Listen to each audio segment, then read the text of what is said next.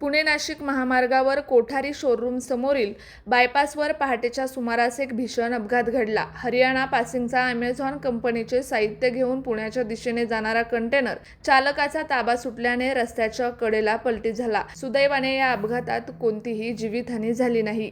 मिळालेल्या माहितीनुसार पहाटे 4:30 वाजताच्या सुमारास हा अपघात घडला। कंटेनर चालकाला अचानक लांबच्या प्रवासामुळे झोप आल्याने त्याचे वाहनावरील नियंत्रण सुटले आणि भरधाव कंटेनर थेट महामार्गाच्या कडेला जाऊन पलटी झाला।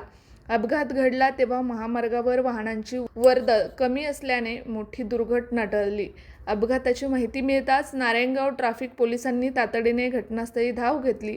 ट्रॅफिक पोलिसांनी अत्यंत महत्त्वाची भूमिका बजावत पलटी झालेला कंटेनर हटवून महामार्गावरील वाहतूक कोंडी सुरळीत केली। तसेच महामार्गावरून जाणाऱ्या इतर वाहनांना सुरक्षित मार्ग मोकळा करून दिला। या अपघातात कंटेनरचे किरकोळ नुकसान झाले असून चालक सुरक्षित आहे। पहाटेच्या वेळी प्रवास करताना चालकांनी पुरेशी विश्रांती घेऊनच वाहन चालवावे असे आवाहन नारायणगाव ट्रॅफिक पोलिसांच्या वतीने करण्यात आले आहे।